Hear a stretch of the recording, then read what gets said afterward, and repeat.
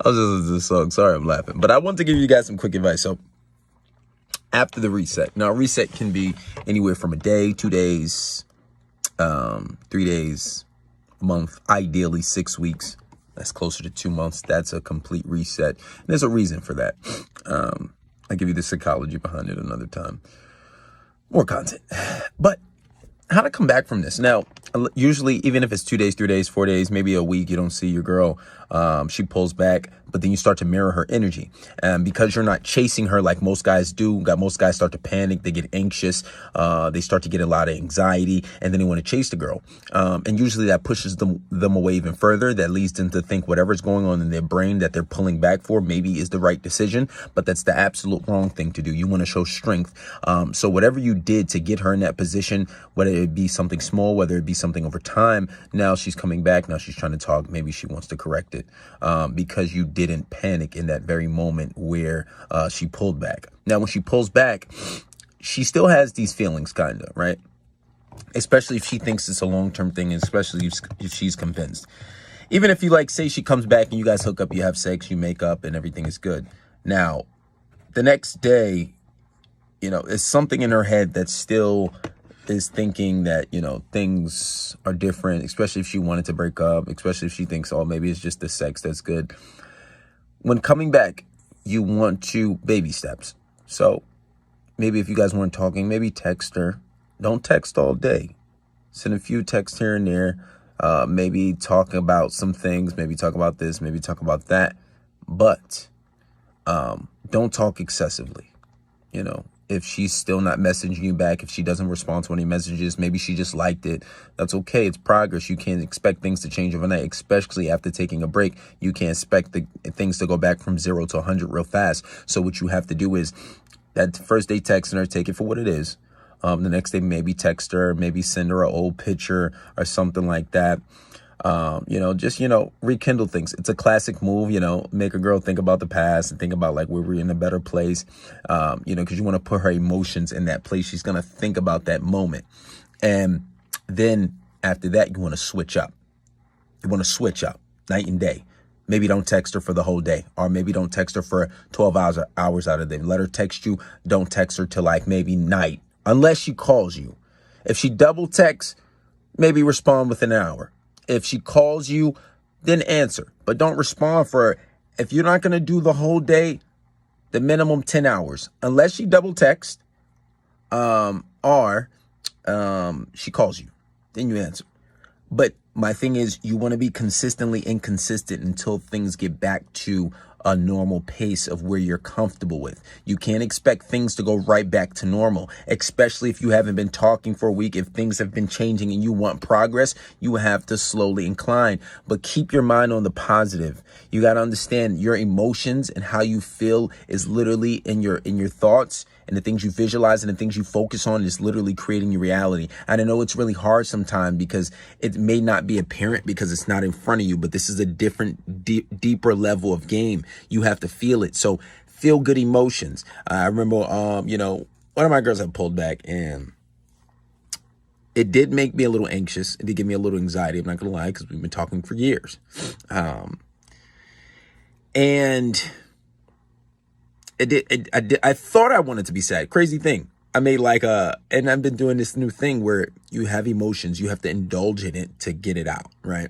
And I'm thinking maybe I wanted to cry, but I'm by myself. If you're going to cry, that's okay. You're by yourself. Nobody knows. And you'll never fucking know, right? She'll never know. It doesn't matter. And I thought that was something I wanted to do. And I played a whole bunch of sad songs. I'm singing the songs, and I'm just like, yeah, I don't give a fuck. Like, I literally couldn't even, there's no emotions, no sad emotions coming out of me. And I thought it was a thing, but it wasn't. And that's because in the back of my head, I said pulling back and mirroring her energy, like she's pulling back. I know it's going to bring her back. And she tried it once before, and she came back. It's just that it wasn't this long, so it was a little different, right? And I'm replaying all the knowledge in my head. I'm studying my notes. I'm picking up coaching. I'm doing some things, for the guys who's been in the field doing what I'm doing and more, 40 years plus. So, I'm just reminding myself, it's okay. And And I reminded myself so much, and I'm so positive and confident. And I always thought that, all right, when she comes back, we're just going to make love. And I'm just going to, maybe I could make some little corrections, because she did have a valid point for whatever her reason was for pulling him back. So I'm like, all right, we'll make those corrections, but we'll do it not overnight. Because when you try to make corrections overnight, then it looks like you're pandering and feeding into her and giving her everything she wants. But you don't want to do that. Baby steps. You don't want to drastically just make a big change overnight. Because you got to understand, her mind and her space is still in that space of, oh, I need to take space. I need to pull away a bit. No, a little bit, little baby steps. But my point is, when coming back from a reset, coming back from your girl pulling back, and you guys are starting to get on a better case, you want her to ultimately try to be reaching out to you more. But even if you do reach out to her, you want to switch up on her. Be consistently inconsistent. Some days give her a lot of space. Some days talk to her all day. Very few of those, but some days talk to her every few hours. Sometimes only talk to her once a day, until you can get back and try to hang out with her. If you weren't seeing her at all, maybe you'll start back with once or twice a week. Most likely twice a week, because you want to see her a little more, so she gets conditioned to seeing you a lot more. And then you can get to a place where it's like, things get back to normal. But my thing is, you want to be consistently inconsistent. When she's getting back, you guys getting back together, you want to come to a place where you're not just jumping right back into the routine of things. And it shouldn't be that way, because if it does get that way, she might pull back again and you might lose her for good. You want things to gradually grow like a healthy relationship should be. You shouldn't be getting back to regular all of a sudden or willy-nilly, right? And focus your mind on the outcome. Live in the end. It's a whole concept that, all right, it's this guy that I used to listen to a few years ago called Neville Goddard. He said, what you want to do when you visualize, you want to live in the end. And there's been studies done on this, that your subconscious mind doesn't know the difference between the things that you think about in your head and things that are really happening. There was an experiment done, and they had 3 basketball teams, right? A group, and they were playing basketball. And they divided the group up into 3 groups. And the first group, they had them practicing their free throws or a shot every day, right? Practicing it. The second group, they had them simply visualizing. The third group, they had them doing nothing, right? The third group, who did nothing, obviously didn't advance. They didn't improve their shot. The first group, who was actually practicing, got better, about 25%. The second group, who was just visualizing it, got better by like 22 or 23%. It was a little bit lower of a percentage of the actual group who were physically practicing. And this is a strong indicator that tells you that your mind doesn't know the difference between the things that you think and imagine versus things that are really going on.